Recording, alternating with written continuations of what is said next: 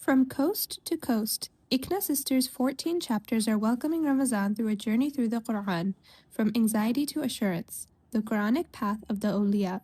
Today, listen into a highlight from one region and join us all Ramadan one juz at a time. Find a chapter near you at icnasisters.org/chapter-locator. ألا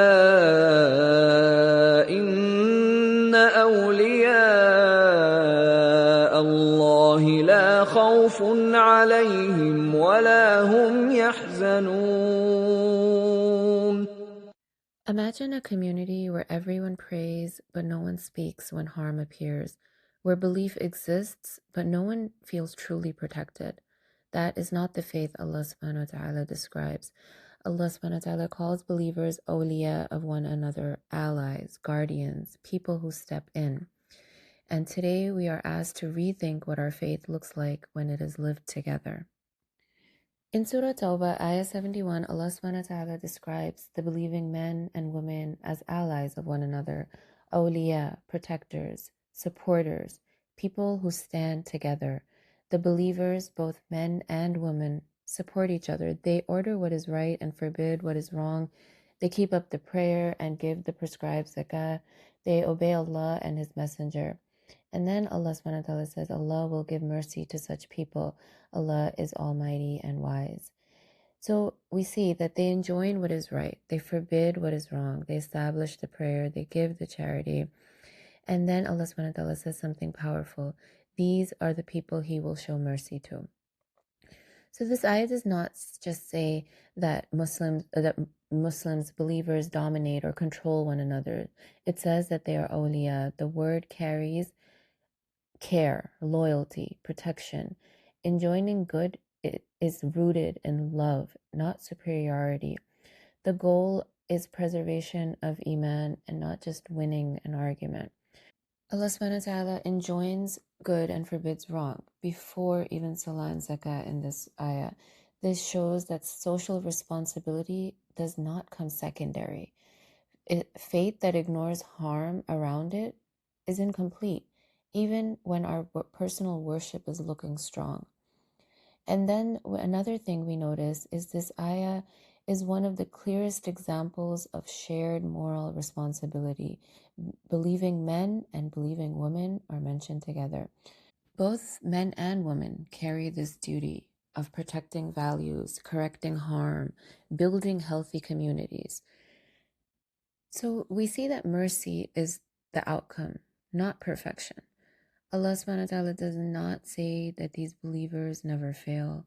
He promises mercy to those who try to live responsibly. So this removes that paralysis that shaitan tries to give us, to put us into.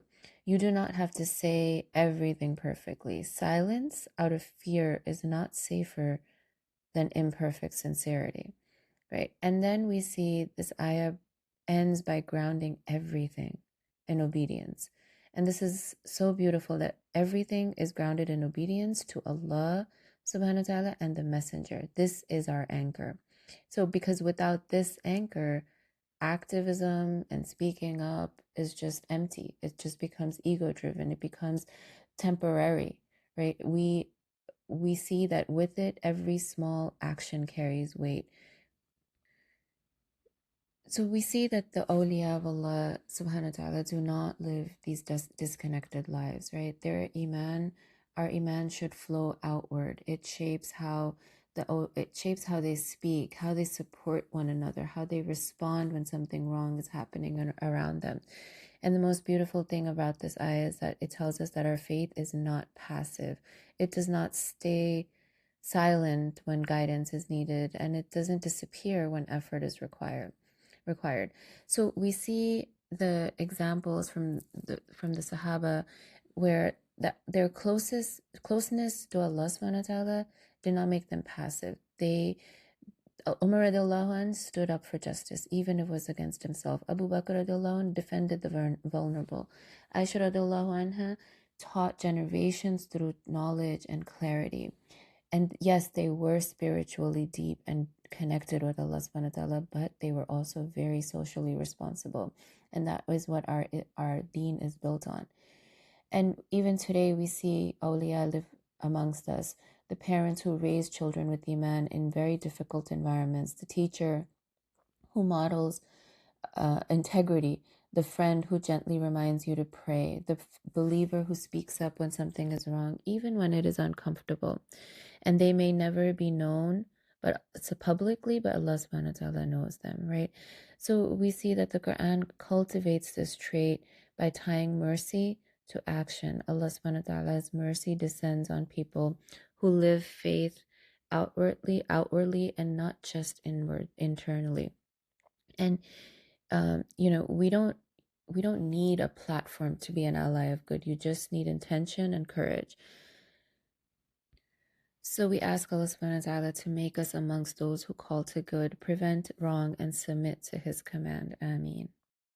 Jazakallah khair for joining us today. Join us again tomorrow as we continue our journey through the Qur'an, one juz at a time. ألا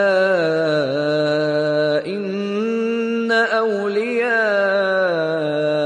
الله لا خوف عليهم ولا هم يحزنون